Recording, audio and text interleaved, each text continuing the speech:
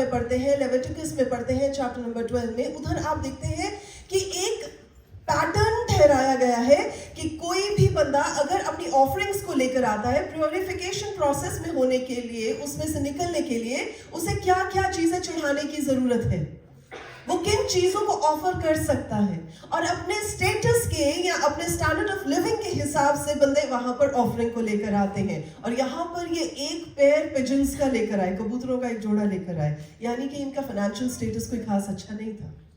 अब ध्यान दीजिएगा, अदरवाइज अगर कोई बहुत हाई स्टैंडर्ड का बंदा होता तो वो वहां पर एक लैम्प लेकर आता, एक मेमने का बच्चा लेकर आता, लेकिन यहाँ पर ये कबूतर के जोड़े को लेकर आए। हालांकि फाइनेंशियली तो वो ज्यादा अच्छे नहीं थे, हालांकि फाइनेंशियली तो वो इनएडिक्वेट थे, लेकिन वो एक मेमने का बच्चा तो नहीं ला सके, लेकिन वो खुदावंद के मेमने को उठाते हुए उस जगह पर पहुंच गए। और खुदा का मेमना क्या बताता है? He says, he tells, he represents the presence of God that was with them. तो वो अकेले नहीं आए, वो खुदावन की प्रेजेंस को साथ लेकर आए। हालांकि उनके पास पैसे नहीं थे, पर फिर भी वो परमेश्वर की उपस्थिति को साथ लेकर आए। हो सकता है कि आप जिंदगी में किसी चीज को लेकर इनसफिशिएंट फील करते हैं, आप किसी चीज को लेकर डिप्राइव्ड फील करते हैं, आपको लगता है कि जी मैं ऐसी इतनी क्वालिफिकेशन पाकर मैं इस लेवल पर नहीं पहुंच पाया, या प्रोबेबली मेरी जिंदगी के हालात ऐसे नहीं है, प्रोबेबली मैं जिस लेवल पर अपने आप को देखना चाहता हूं मैं देख नहीं पा रहा, प्रोबेबली मेरी जिंदगी में जिस जगह पर मुझे होना चाहिए था मैं नहीं हूं, प्रोबेबली मेरी जिंदगी में ये भी घटी है, वो भी घटी है, वो भी लिमिटेशन है, वो भी कमियां हैं। आप सोच सकते हैं कि ऐसा कुछ है, लेकिन एक बात को याद रखें, अगर आप परमेश्वर की प्रेजेंस में सोक करना जानते हैं, अगर आप परमेश्वर की प्रेजेंस को लेकर चलना जानते हैं, तो कोई ना कोई जरूर होगा जो आपको वहां पर एक्नॉलेज करेगा, जो आपको ढूंढ लेगा, जो आपको रिकॉग्नाइज कर लेगा कि आप परमेश्वर के चल रहे हैं। हालेलुया। यहां पर चाहे बहुत रश था, पर सिमियोन ऐसा बंदा था जो परमेश्वर के रूह से भरा हुआ था, और क्योंकि वो परमेश्वर के रूह से भरा हुआ था तो उसने पहचान लिया कि मेरे सामने कौन है। हालेलुया। सो ये मत सोचें कि जी क्या मैं अपनी कैपेसिटी में उस जगह पहुंच पाऊंगा जहां मैं पहुंचना चाहता हूं, क्या मैं ये कर पाऊंगा, क्या मेरे जो सपने वो साकार हो पाएंगे, क्या जो डिजायर्स मैं रखता हूं वो फुलफिल हो पाएंगी। अगर आप सब कुछ नहीं भी कर सकते, सिर्फ एक काम कर सकते तो वो ये करें कि हर दिन अपने आप को परमेश्वर की प्रेजेंस में सोक करें, हर दिन परमेश्वर के साथ समय बिताना शुरू करें, हर दिन परमेश्वर की प्रेजेंस को एब्सॉर्ब करना शुरू करें। तो जहां जहां आप जाएंगे आप देखेंगे कि कोई ना कोई तो होगा जो आपको पहचान लेगा। क्या मैं किसी से बात कर रही हूँ? क्या मैं किसी से बात कर रही हूँ? हालेलुया। परमेश्वर का धन्यवाद। तो सबसे पहली चीज जो हमें इस पैसेज से सीखने को मिलती है कि हम परमेश्वर की हजूरी में, चलिए मैं इसको थोड़ा सा और सिंप्लीफाई करके समझाती हूँ।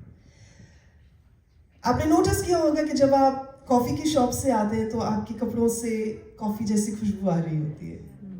अगर आप किसी परफ्यूमरी से होकर आते हैं, किसी सेंट की दुकान से होकर आते हैं, तो आप कुछ टाइम वहां पर बिताएं तो by the time you come outside of that perfumery you are smelling so good. कोई भी बंदा आपको बोलेगा आप कहाँ से आए हैं। अगर आप बेकरी में रहे थोड़ा टाइम, मान लीजिए आप सुबह से लेकर शाम तक बेकरी में टाइम स्पेंड करते हैं, तो बाय द टाइम आप घर आएंगे तो आपके कपड़ों से बेकरी की खुशबू आ रही होगी। होता कि नहीं होता?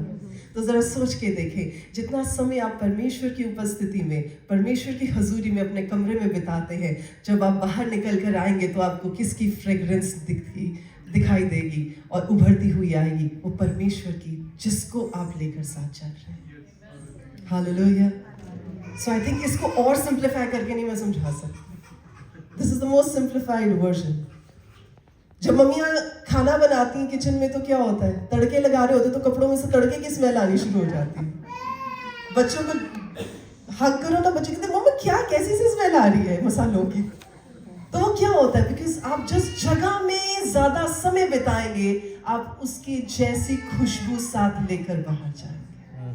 तो जब आप परमेश्वर की प्रेजेंस में समय बिताएंगे तो आप परमेश्वर की खुशबू को साथ लेकर जाएंगे। आमीन। तो अगर आपको कोई भी बंदे जिसने बहुत ज्यादा परफ्यूम लगाया हो, तो कमरे में एंटर करे तो एकदम कुछ होता है ना कि यार ये एकदम खुशबू कहाँ से आई, होता है कि नहीं होता? जरा सोच के देखिए, जो बंदा परमेश्वर की उपस्थिति को साथ लेकर आता है तो एकदम हमारी स्पिरिचुअल सेंसेस कहती है ये बंदा कहाँ से आया। That is what the presence of God does to us. Amen. तो यहाँ पर सिमियन ने उस प्रेजेंस को पहचाना. He understood by the virtue of the presence of God that was with him at that time. और उसने जाना कि ये कोई मामूली बंदा नहीं आया जी, ये कोई मामूली छोटा सा बच्चा नहीं आया, ये तो परमेश्वर ने कुछ धमाकेदार काम कर दिया. दूसरी चीज, जैसे मैं बात कर रही थी कि इतना रश, अब जरा सोच के देखिए, यरूशलेम का मंदिर, हैकल, वहां पर इतने सारे फरीसी, इतने सारे स्कॉलर्स, इतनी सारी जनता, इतने सारे लोग जो वहां पर अपने अपने ऑफरिंग्स चढ़ाने के लिए आए होंगे, जो सजदे करने के लिए आए होंगे, यानी कितनी चहल पहल होगी उस जगह पर. ऐसे तो होगा नहीं कि वो बिल्कुल सुनसान में गए होंगे. आज भी जब हम जाते हैं हैकल में, जब हम यरूशलेम जाते हैं तो हम देखते हैं वहां कितनी हसल एंड बसल होती है, इतना रश होता है, इतनी भीड़ होती है. तो जाहिर सी बात है कि वहां पर भी होगा जब प्रभु यीशु मसीह को लेकर गए. अब सोचने की बात है, इतनी बड़ी भीड़ में सिर्फ एक ही बंदे ने पहचाना, बाकी सबको भी तो पता था कि कौन सी भविष्यवाणियां, कौन सी प्रोफेसीज हुई है कि मसीहा के आने की, पर वो फरीसी नहीं पहचान पाए, जो हर समय लॉ की, शरीयत की विजडम और नॉलेज रखते थे, वो नहीं पहचान पाए. लेकिन एक ऐसा इंसान जो एक साधारण, एक नॉर्मल, एक ऑर्डिनरी बंदा था, उसने परमेश्वर की प्रेजेंस को पहचान लिया. क्यों नहीं पहचान पाए वो इसलिए क्योंकि वो ये तवक्कुल कर रहे थे, वो ये एक्सपेक्टेशन कर रहे थे कि जब खुदा आएगा, जब खुदा का बेटा आएगा तो कुछ बहुत सुपरनैचुरल दिखाई देगा. They did not think कि अच्छा इतना सिंपल तरीके से भी वो आ सकते हैं. कई बार हमारी लाइफ में हम परमेश्वर को देखना तो चाहते हैं, हम सुनते तो आए हैं कि परमेश्वर का वचन कहता है कि दुनिया के अंत तक, दुनिया के जो बिल्कुल एंड तक मैं तुम्हारे साथ हूं, पर प्रभु आप दिखाई तो दे नहीं रहे. जब आप अपने स्टॉर्म्स में से होकर जाते हैं, जब आप अपने मुश्किल हालातों में से होकर जाते हैं, तो आप कहते हैं प्रभु आप कहाँ हैं, मैं तो अकेला ही मैनेज कर रहा हूँ ये सब कुछ. जब कई बार आपको बड़ी प्रॉब्लम में जो चीजें फेस करनी पड़ती है और आप सोचते हो कि परमेश्वर आपका हाथ तो कहीं दिखाई नहीं दे रहा, मेरे अजीजों जो बात मैं बताना चाहती हूँ वो ये है, आपको परमेश्वर अपने हिसाब से चाहिए, और जब वो आपको आपके हिसाब से नहीं मिलते तो आपको दिखाई देने बंद हो जाते. फरीसियों का एक माइंडसेट था कि ऐसे होगा, राजाओं का राजा ऑब्वियसली एक राजसी घर में पैदा होगा, एक बादशाह के घर में पैदा होगा, पर वैसा तो हुआ नहीं. दैट मीन्स क्योंकि वो चीज उनकी एक्सपेक्टेशन के अकॉर्डिंगली नहीं हुई, इसलिए उन्होंने उसको रिजेक्ट कर दिया. तो जब परमेश्वर आपकी जिंदगी में काम करते तो ऐसा नहीं होता कि परमेश्वर आपकी राय मशवरा लेते हैं, हाँ भाई बताएं क्या करना चाहिए. यूजुअली क्या होता है ना, हम इंसान होने के नाते परमेश्वर को कहते हैं प्रभु आप अच्छा एक काम कर देना प्लीज, अच्छा मेरे बच्चे की ना फलानी जगह एडमिशन करवा देना, अच्छा फीस का ना ये अरेंजमेंट करवा देना, अच्छा गाड़ी का ये अरेंजमेंट करवा देना. God doesn't need your proposals. हाँ कि ना, हाँ कि ना. पति को बोले कोई बात, specially I am talking to wifes here, पति को समझाए कोई कि हाँ जी ये काम करना, आज मार्केट जाना, मार्केट से ना ये चीजें ले आना, अच्छा इतनी क्वांटिटी में लाना, ये कर देना वो कर देना. तीसरी बार आप बोलोगे कि आप भी जाके ले आ, मैं नहीं ले आना. होता कि नहीं होता? तो जब हस्बैंड को हम कोई बात इतनी बार कुछ समझाए तो वो कहते यार एक काम कर, तू गाड़ी ले और चली जा, अपने आप ही जाके काम करके आ जा. तो हम परमेश्वर को सोचते हैं कि हम ना सारी चीजें परमेश्वर को सजेस्ट करेंगे, okay God you should do this, now you should do this, ऐसे काम करें. परमेश्वर के काम, परमेश्वर के तरीके, परमेश्वर की सोच, परमेश्वर की हर चीज हमारी सोच से बहुत डिफरेंट है. We cannot put God in a box and say God you have to act the way we want you to act, and when he doesn't act we say कि नहीं जी हमारे साथ नहीं खुदा. क्या मैं किसी से बात कर रही हूँ? क्या मैं किसी से बात कर रही हूँ? थोड़ी तो आवाज ही नहीं आती. हाय ये तो सबसे ज्यादा साइलेंट ज्यादा गौर सुन रहे हैं। ओके, खुदा का शुक्र है। तो कई बार आपको आपके दुआओं का आंसर वैसे नहीं मिलेगा जैसे आप पाना चाहते हैं। परमेश्वर किसी और तरीके से काम करना चाहते हैं। आपको मर्सिडीज चाहिए, परमेश्वर BMW देना चाहते हैं, पर आपको तो मर्सिडीज चाहिए थी। तो आप बोलो नहीं, ये मतलब मेरी दुआएं नहीं सुनी रब ने। समझ रहे इस बात को? कई बार आपको चाहिए कि मेरा बच्चा मेडिकल में हो जाए, परमेश्वर तो इंजीनियरिंग करवाना चाहता है। आप बोलो जी मेरी तो दुआएं नहीं सुनी परमेश्वर ने। हमें नहीं पता कि परमेश्वर का क्या प्लान है। यहाँ पर जब आप देखें, जो लोग अपने आप को समझदार, जो अपने आप को सूझवान, जो अपने आप को पढ़े लिखे, जो अपने आप को वाइज, जो अपने आप को नॉलेजेबल पढ़े लिखे लोग समझते थे, वो जान ही नहीं पाए कि राजाओं का राजा उस जगह पर आ पहुंचा था। हम ऐसा ना करें, हम ऐसे ना बन जाए कि परमेश्वर आए और क्योंकि हम ऐसे एक्सपेक्ट नहीं कर रहे थे, we were expecting God in a different package, so we reject him. I'm talking to someone this evening. It's very important to align your will with the will of God. कि प्रभु मेरी रजा नहीं, मेरी मर्जी नहीं, आपकी इच्छा पूरी हो। मैं अपनी इच्छा को आपकी इच्छा में ढाल देता हूं। तब आप उस रिजल्ट को पाएंगे जिसके लिए परमेश्वर ने आपको बनाया है। हम सब अपनी मर्जी करना चाहते हैं, पर परमेश्वर अपनी मर्जी के हिसाब से हमें चलाना चाहते हैं। सो यहां पर दूसरी चीज जो बड़ी इंपॉर्टेंट है, जो जानने वाली है, कि परमेश्वर को लिमिट ना करें। प्रभु कुछ बड़ा करना चाहते तो छोटे में ही फारिग ना कर दे कि हाँ जी प्रभु चलो ये हो गया, बस इतना बहुत है, बाकी ठीक है, थैंक यू वेरी मच। प्रभु के हले भी प्यार रुक जा, हले और बरकता नहीं, नहीं प्रभु थैंक यू वेरी मच, इतना बहुत है। सुना करें, अपने पड़ोसी को देखे और बोले ना करें। पड़ोसी को देखे और बोले ना करें। देखिए परमेश्वर को छोटा ना करें। आमीन। एक चीज और, जैसे यहां पर हम बात करें शिमोन की, क्यों पहचान पाया वो परमेश्वर को? There has to be something ना। इतना क्राउड, मान लो इतना क्राउड हो यहाँ पर, कुछ एक सुपर नेचुरल सी चीज हो जाए और एक ही बंदा खड़ा होके बोले हाँ जी मैंने देखा, बाकी कहीं नहीं सुन तो सही नहीं पिया, पता ही नहीं। कुछ तो होगा ना उसमें जिसकी वजह से सिर्फ उसी को वो दिखाई दिया जो दूसरों को दिखाई नहीं दिया। देखिए जब आप परमेश्वर के रूह में होकर परमेश्वर की प्रेजेंस में क्लोजली चलते हैं, तब आप सेंसिटिव हो जाते हैं। क्या हो जाते हैं? क्या हो जाते हैं? आप सेंसिटिव हो जाते हैं सुपरनैचुरल को देखने के लिए। और उस टाइम पर ऐसा होता है कि परमेश्वर आपकी आंखों को खोलते हैं जो दूसरे नहीं देख सकते, जो वास्तविक लोग, जो ऑर्डिनरी लोग, नेचुरल लोग नहीं देख सकते। परमेश्वर को आपको देखने के लिए आपको एनेबल करते हैं, इक्विप करते हैं।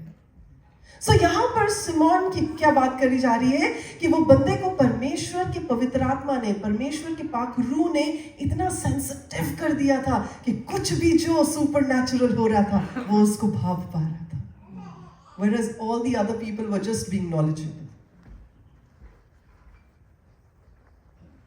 It doesn't matter how knowledgeable you are. कितने पढ़े लिखे वो भी मैटर नहीं करता है, कितनी किताबें पढ़ ली वो भी मैटर नहीं करता, कितनी डिग्रियां ले ली वो भी मैटर नहीं करता। अगर आप खुदावंद के रूह में होकर नहीं चल रहे तो आप ये जान लें कि आप सुपरनैचुरल से बहुत दूर हैं। You must have seen so many doctors saying, oh, we've never seen these patterns happening before. Oh, we've never seen this thing happening before. I'll just give you an example. Latest, Philika. We were in Philadelphia and I think in one of the meetings, खुदावंद ने मुझ पर ये जाहिर किया कि किसी की थाई की कोई नर्व ठीक हो रही है। I spoke it as it is, जैसे खुदावंद ने कहा। और जब बोला तो कुछ समय तक तो कोई नहीं खड़ा हुआ, तो फिर दोबारा मैंने रिएटरेट किया। मैंने कहा थाई की नर्व परमेश्वर ठीक कर रहे हैं। और एक आंटी उठी, एक बंदा उठा, 2-4 और लोग उठे और फिर हमने प्रार्थना की, परमेश्वर का धन्यवाद हो। But I was looking for somebody जिसके लिए परमेश्वर वो दुआ करवा रहे थे स्पेसिफिकली। मीटिंग हो गई, बहुत काम हुआ उस मीटिंग के अंदर। परमेश्वर ने बड़ी बड़ी हीलिंग्स करी, बड़े प्रोफेसीज हुई, खुदा ने बड़ा जलाल जाहिर किया, खुदा को सारी महिमा मिली। तो अगले दिन हम लोग एक ऐसी बहन से मिले जिनका घर जल गया था और उन्हें प्रार्थना की ज़रूरत थी। तो हम उनके घर पर गए। इट वॉज लाइक सारा दोबारा से रिफर्बिश हो रहा था। वो बैठी थी और वो रो पड़ी। वो कहती, पास्टर नीतू, मेरा भाई बहुत बीमार है। और बोलती, मैं इसलिए परेशान हूं क्योंकि उसके पास कोई भी नहीं है। He is in Dubai, he is all alone, he is a young lead. और वो जिमिंग करते करते उसकी पता नहीं डिस्क में कोई प्रॉब्लम हुई और उसकी पूरी टांग जो है वो पैरालाइज हो गई है कि उसकी वो टांग हिल नहीं सकती क्योंकि कोई नर्व है जो दब गई और डॉक्टर्स कह रहे हैं इसके लिए सर्जरी की जरूरत है। I said, were you there in that meeting? बोली, नहीं। मैंने कहा, गो बैक, आप वो लाइव जो मैसेज था उसको देखें, जो प्रार्थना थी लाइव उसको रिसीव करें अपने भाई के लिए, and come back with a testimony. जैसे ही हम लोग उसके घर से निकले, 5-10 मिनट के बाद वो अपनी गाड़ी में बैठी होगी, उसने अपना ऑन करके वो सारी वीडियो देखी। And a day after she came to a women's meeting. घर पे थी एक शुक्रगुजारी की, इंटरसेसर्स की मीटिंग। वहां पर उस बंदी ने ये गवाही दी, कहती कि जिस दिन पास्टर नीतू हमारे घर से होकर गई और उन्होंने कहा कि उस प्रार्थना को जाके रिसीव करो, कहती मैंने अपने भाई के लिए रिसीव किया, मैंने अपने भाई को वो लिंक फॉरवर्ड किया, उन्होंने उस प्रार्थना को रिसीव किया। और जो लड़का पिछले इतने दिनों से अपनी टांग नहीं हिला सकता था, उसको उठाना पड़ता था, बिठाना पड़ता था, अपनी बाजू के बल पे बैठ के बस वो खाना खाता था तो खा पाता था, इतना बुरा हाल था। और कहते चीखता था क्योंकि पेन किलर्स भी काम नहीं कर रही थी। डॉक्टर्स ने कहा, न्यूरोसर्जन ने, कि उसे सर्जरी की ज़रूरत है। जैसे ही उसने प्रार्थना सुनी, जैसे उसने प्रार्थना को रिसीव किया, वो कहता कि मुझे ऐसा लगा कि मेरी टांग में कुछ कड़ाके की आवाज़ आई है। उसके पास कोई चेयर पड़ी थी तो उसने पैर मारा तो उसको ऐसा लगा कि उसकी टांग में कड़ाका बजा। तो उसको लगा कि पता नहीं कोई हड्डी उड्डी तो नहीं खराब होगी, कुछ कटाके की आवाज़ आई है। तो फिर उसने ये सोचा कि एक काम करता हूँ, टांग हिला के देखता हूँ। उसने टांग हिलाई और टांग हिलनी शुरू हो गई। और उसके बाद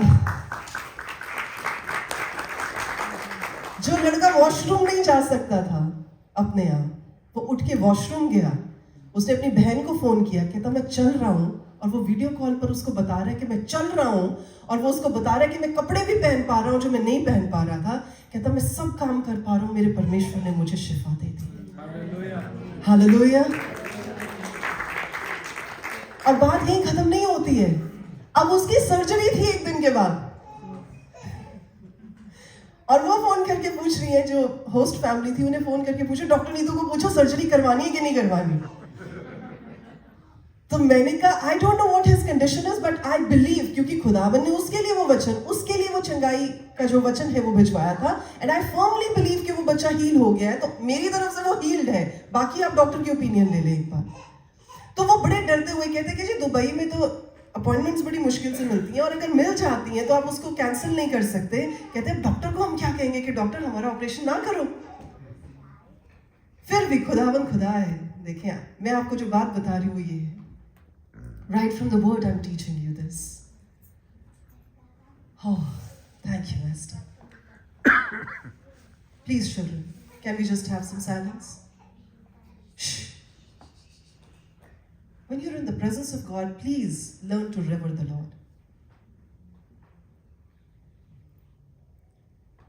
और जिस टाइम पे वो डॉक्टर के पास गए, डॉक्टर ने उसका मुआयना किया और वो कहता कि एक्चुअली प्रॉब्लम क्या थी आपकी बॉडी में। फिर उसने दूसरे सीनियर डॉक्टर को बुलाया, न्यूरोसर्जन को, और उसने आके उसको इंस्पेक्ट किया, उसको सारा देखा। कहते जी आपकी तो कोई प्रॉब्लम ही नहीं है, आपको बोला किसने कि आपको सर्जरी की जरूरत है? And the surgery was cancelled because the Lord had already healed him in the name of Jesus. Hallelujah. This is just a day, I think just a day before I came to this place. तो जो मौजज़े उन दिनों में होते थे जबकि खुदावंद इन सड़कों पर चलते थे जिनको हम जाकर यरूशलेम में और इजराइल में देखते, आज भी वही खुदावन वही कामों को करते क्योंकि पाकरू वही है। So God will never change. If you believe, so shall it be with you. और यहाँ पर सिमियोन की आंखें खुदावन ने खोली उस सुपरनैचुरल को देखने के लिए जो क्राउड नहीं देख पा रहा. And I always say, why was he able to do this? Because यहाँ पर आप देखिए 25 आयत में, 26 आयत में, 27, 25, 26, 27, all the three verses say he was led by the Spirit of Lord. The Spirit of Lord was upon him, and he was talking according to the Spirit of God. यानी कि तीनों आयतों में इस बात को reiterate किया गया है, पाकरू पाकरू पाकरू, यानी कि वो पाकरू से कितना भरा हुआ होगा. There are three dimensions जिसमें होली स्पिरिट काम करते हैं. एक डायमेंशन होता है जो हमारे भीतर, हमारे अंदर काम.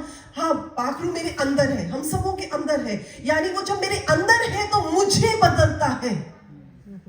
मेरी आदतों को बदलेगा, मेरे दिल को बदलेगा, मेरे हालातों को बदलेंगे. वो मेरी अंदर जो ट्रांसफॉर्मेशन चाहिए, पाखरू जब मेरे अंदर है तो मैं मेरी जिंदगी को बदलेंगे, मेरी सोच को बदल देंगे.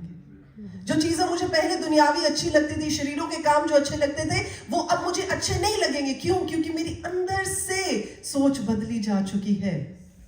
दूसरी डायमेंशन होती है जब पाखरू मेरे इर्द गिर्द है, when he surrounds me. तो जब परमेश्वर हमारे आसपास होते हैं, हमारे अराउंड होते हैं, हमें सराउंड कर लेते हैं, तो हमारे हालातों को, हमारे कंडीशंस को, हमारे रिलेशनशिप्स को, हमारे इर्द गिर्द की चीजों को बदल देते हैं. तभी आपने देखा होगा कि कई बार कई लोग जो आपके बड़े क्लोज होते हैं, जब परमेश्वर लाइफ में काम करना शुरू करते हैं, वो बंदे साइड हो जाते हैं, वो छोड़कर चले जाते हैं. आप रोई बिटी जाते हो, हाय इतने साल दी एसोसिएशन, इतने साल से वो इतने साल से थे, पर अब परमेश्वर की आपके लिए कोई और प्लानिंग है, इसलिए वो उस प्लानिंग का हिस्सा नहीं बन सकते, इसलिए उन्हें निकाल दिया जाता है. तो जब खुदावन का रूह आपके इर्द गिर्द काम करता है तो आपके आसपास की चीजें बदली जाती हैं, हिलाई भी जाती है. सो यही नहीं कि आप ये मत सोचते जाएं हर चीज में, ये नहीं कि सब अच्छा ही होगा. At times you will have to go through painful experiences also. So जब हम परमेश्वर में आते हैं, when we came to the Lord, तो हम एक एक्सपेक्टेशन के साथ आए कि कुछ तो डिफरेंट होगा. हालांकि we come from a background जहां हमने प्रभु का नाम कभी नहीं सुना था, हमें कुछ नहीं पता था, टोटली क्लूलेस कि क्या होता है, कलीसिया में क्या होता है, परमेश्वर के वचन में क्या होता है, प्रभु यीशु क्या करते हैं, पाखरू कौन है. We had no clue. And I was chosen, I think, at the age of 27. It's been so long. तो जब उस उम्र में आके आप एक माइंडसेट के साथ होते हो, वो सब परमेश्वर डी-लर्न करवाते हैं और फिर आपको नई चीजें सिखाते हैं. और उसके बाद क्या हुआ कि हमें नहीं पता था ये क्या हो रहा है, लेकिन जब जैसे जैसे एक स्टेप हम लेते गए, जैसे जैसे एक स्टेप चलते गए, तो ऐसा नहीं था कि चीजें बड़ी आसान थी, oh it is such a bed of roses. नहीं, ऐसा कुछ नहीं था जी. If I were to put it like this, तो मैं कहूंगी कि कांटों पे चलना पड़ा. और कितने लोगों ने कहा कि अभी भी तो कुछ नहीं हो रहा ना, तो पहले भी कुछ नहीं हो रहा था, तो अब क्या फर्क पड़ा तुम्हें. लेकिन एक अंदर तसल्ली थी, एक अंदर विश्वास था कि नहीं, ये कुछ डिफरेंट है उस सब से जो हम पहले करते हैं. यहां पर कुछ ऐसा है जो हमने पहले नहीं देखा. यहां पर वो तसल्ली है, वो शांति है, यहां पर वो सुकून है कि चाहे कुछ भी ना हो, पर फिर भी परमेश्वर हमारे साथ है. सो बस उस तसल्ली को लेकर चलते रहे हम. और एक टाइम ऐसे आया कि हमारी situations from the frying pan right into the fire चली गई. And that was the time I said, Lord, अच्छा है तब भी हम आपके हैं, बुरा है तब भी हम आपके हैं. अब हमने आपको नहीं छोड़ना. अब जबकि आपके नाम को हमने जान लिया है, तो हम आपके नाम को पकड़ते हुए, थामते हुए चलते जाएंगे. That was the time when our breakthrough happened and the turnaround happened for us. That was the time. So जब पाखरू आपके इर्द गिर्द काम करता है, तब चीजें बदलती हैं. और तीसरा डायमेंशन होता है जब पाखरू आपके ऊपर आते हैं. Just as the word of God says in book of Acts chapter number 1 verse number 8, जब खुदावन का रूह तुम पर उतरेगा, तब तुम पावर पाओगे. Then you will receive strength and power. So वो थर्ड डायमेंशन होता है. अब यहाँ पर ये बंदा मुझे लगता है तीनों डायमेंशंस में यूज हो रहा था। 25 आयत में लिखा है the Holi spirit was upon him. 26 आयत में लिखा है कि उसके ऊपर रिवील किया गया by the spirit of God, और 27वीं आयत में लिखा है he was led by the spirit of God, यानी he was already working in these 3 dimensions by the spirit of God. Hallelujah. और यहां पर उसका just because all these 3 dimensions were working, मुझे लगता है कि उसका spiritual radar बहुत sensitive हो चुका था। I'm sure आप में से ऐसे कुछ लोग होंगे यहाँ पे जो जब आप किसी demonic ऑपरेशन वाले बंदे को देखें या demon possessed बंदे को देखें तो आप पहचान जाएंगे कि यार ये बंदा ना, नहीं, इसके ऊपर कुछ है, पता लग जाता है ना। जैसे डॉक्टर्स के पास आप लेके जाए तो डॉक्टर्स डायग्नोज करते हैं ना कि देखते सारी वो सिम्टम्स से पहचान लेंगे, नहीं ये चीज ये है। वैसे जो परमेश्वर का जन होगा ना, उसका स्पिरिचुअल रडार इतना स्ट्रांग होगा कि वो देखते सार पहचान जाएगा कि ये एक्टिविटी कौन सी है, क्या ये सही है कि क्या ये गलत है। होता कि नहीं होता? ये तब होता है जब परमेश्वर का रूह आपको रिवील करता है। अपने पड़ोसी को बोलें कि परमेश्वर के रूह की, परमेश्वर की प्रेजेंस की बढ़ोतरी के साथ बढ़ते जाए। बस 2-4 लोग ही बोल रहे हैं। बोले परमेश्वर के रूह के साथ बढ़ते जाए। आमीन, आमीन। Thank you Lord. वाह। यहां पर एक चीज और देखें, परमेश्वर ने उससे एक वायदा किया था, और वायदा ये था कि जब तक वो परमेश्वर को देख नहीं लेगा, 26 आयत में लिखा है, and this was revealed unto him that he would not die until he had seen the Lord's Messiah, यानी कि जब तक उसने मसीह को देख नहीं लिया, जब तक वो देख नहीं लेगा, तब तक क्या नहीं होगा? वो मरेगा नहीं, वो मौत को नहीं देखेगा। उस पर जाहिर हुआ था। क्या हुआ था? ओके, इंग्लिश में रिवील हुआ था। कई बार परमेश्वर आप पर चीजें जाहिर करेंगे। आपने देखा होगा कि जब आप कलीसिया में जाते हैं या जब आप वचन को पढ़ते हैं तो आप कहते हैं, ओह, एक कलाम तो मेरे लिए see, oh, this word was speaking to me. What is the word doing to you? The word is revealing itself to you.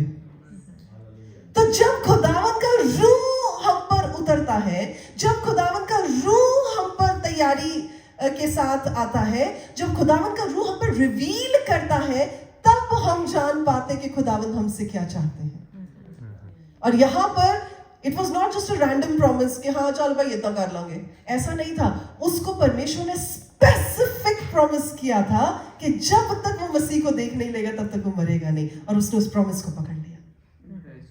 आज हमें से कितने लोग हैं जो परमेश्वर प्रॉमिसेस हमें देते हैं, हमने उन्हें पकड़ा हुआ है। कई बार लोग कहते हैं हाँ जी वो प्रोफेसी हुई थी, पर वो प्रोफेसी पूरी तो हुई नहीं अभी तक। देखिए, प्रोफेसी ऐसा नहीं है कि अगले दिन ही पूरी हो जाएगी, परमेश्वर करना चाहे तो अगले दिन हो जाएगी, पर कई प्रोफेसीज होती है जिनमें टाइम लगता है क्योंकि वो आपका कैरेक्टर बिल्ड हो रहा होता है। आज परमेश्वर कहते हैं कि हाँ दाऊद के ऊपर अभिषेक किया, अभी कल ही जाके वो गोलियत को मार दे, ऐसा नहीं हुआ था। जब उसके ऊपर उसका मसा किया गया था, उसके बाद टाइम पीरियड था जिसमें वो तैयार किया गया था, टाइम पीरियड था जब उसने जाके गोलियत को जो फेस टू फेस जो है देखा था और उसको ललकारा था और फिर उसको मारा था। सो हम ये नहीं कह सकते प्रोफेसी हुई सी, उधर ते मसा होया सी, उन्हें कुछ भी नहीं किया, घर ही बैठे हुए हैं। तो जब परमेश्वर आपके साथ प्रॉमिस करे, जब आप परमेश्वर के प्रॉमिस को पालें, जब परमेश्वर आपके साथ कोई बात करे, जब परमेश्वर प्रोफेटिकली कुछ अनाउंस करवाए, जब आपके ऊपर डिक्लेरेशन हो, जब आपको पता हो कि ये मेरे लिए है, उसे पकड़ ले। बोले पकड़ ले। शाबाश, जोर से बोले उसे पकड़ ले। और जब आप उसे पकड़ लेंगे एट द राइट टाइम, जब आप तैयार होंगे, वो प्रोफेसी पूरी हो जाएगी। सो यहां पर हो सकता है कि सिमियोन को बहुत समय पहले परमेश्वर ने बोला और वो सोचता हो अब हर छोटा बच्चा जो आ रहा है, हाँ ऐत नहीं है कितने, ऐत नहीं है कितने, पर जिस समय प्रभु यीशु मसीह उस जगह पर आए, उसे पता था कि यही है वो प्रॉमिस की फुलफिलमेंट जो मेरे साथ की गई है. It was not a random promise. मेरे अजीजों, परमेश्वर हमसे रैंडम प्रॉमिसेस नहीं करते, परमेश्वर हमसे स्पेसिफिक प्रॉमिसेस करते. और अगर हम उन प्रॉमिसेस को पकड़ लेते हैं, उन प्रोफेसीज को पकड़ लेते हैं, तो हम सही समय पर उन्हें पूरा होते हुए भी देखते हैं. आमीन. और एक चीज और यहां पर देखें, 27वीं आयत में जब हम देखते हैं, लिखा है कि उस जगह पर प्रभु के पेरेंट्स उन्हें कैसे लेकर आए, अपनी बाहों में. अपने आप चल के नहीं वो आए, अपनी बाहों में लेकर आए. और क्योंकि वो बाहों में लेकर आए, तो उनकी जिंदगी में सिमियोन ने प्रभु को देखा. एट टाइम्स जो एल्डर लोग होते हैं, जो फेथ में थोड़े बढ़े हुए लोग होते हैं, ये उनकी रिस्पॉन्सिबिलिटी होती है कि वो परमेश्वर को अपनी बाहों में लेकर चले, वो परमेश्वर को अपने साथ लेकर चले, ताकि जो अगली जनरेशन है, ताकि जो यंगर जनरेशन है, वो उनको देख सके, उनकी वॉक को देख सके और उनसे परमेश्वर के बारे में सीख सके. Why most of the younger generation, young men, I would say men and women, why have they stopped following Jesus? Is one of these reasons is because their elders have not ushered them into the presence of God. बहुत बड़ी ये reason है, क्योंकि उनके माँ बाप ने उन्हें परमेश्वर को वो दिखाया ही नहीं जो वो है. गलती कहां पर होती है? माँ बाप आते तो है कलीसियाओं में, चर्चेस में आते तो है, संडे को बड़ी भगती भावना, बड़ी बावा चौक चौक के ऊंची ऊंची गा भी लेंदे ने, और घर जाके वही क्या कर रहे होते हैं, कभी आंटी की किसी की बदनामी कर रहे होते हैं, कभी अंकल किसी के बारे में जजमेंट कर रहे होते हैं. तो बच्चे घर जाके देखते हैं, इसका मतलब ये है life Christian. They don't want to be Christians. For them, we are those people जो उन्हें दिखाते हैं कि this is what a Christian life is all about. And especially when we move in our secular world, हो सकता है कि उन्होंने कभी भी परमेश्वर को ना देखा हो, शायद देखें भी ना, पर वो मेरी और आपकी जिंदगी से परमेश्वर को देखते हैं. So what do we do? जैसे मरियम और यूसुफ क्या लेकर गए थे? वो बच्चे को अपनी बाहों में लेकर गए थे. That means they were carrying Jesus. They were carrying the presence of God. ऐसे ही हमें भी परमेश्वर के लोग होने के नाते प्रभु की प्रेजेंस को कैरी करना आना चाहिए. And I love to say this.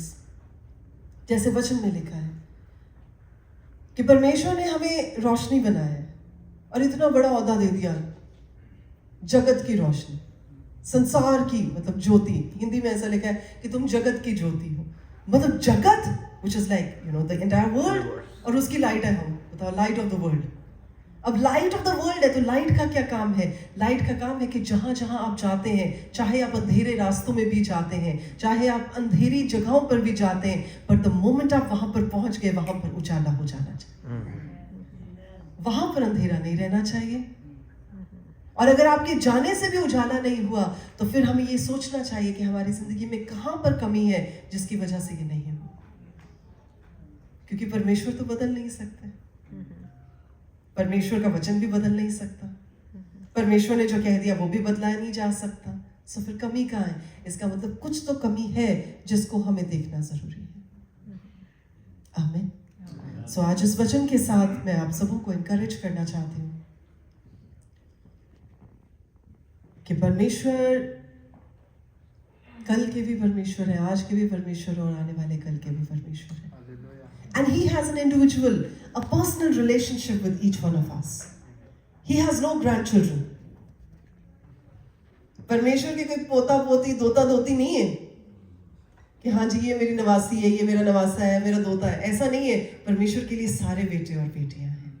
That means हमारा एक पर्सनल रिलेशनशिप है परमेश्वर के साथ. तो आज मैं आप सबों को इनकरेज करूंगी कि आप उस पर्सनल रिलेशनशिप में बढ़ें. और अगर अभी तक आप उस रिलेशनशिप की पूरी गहराई तक और पूरी ऊंचाई तक नहीं बढ़ पाए हैं, तो every day this should be your prayer.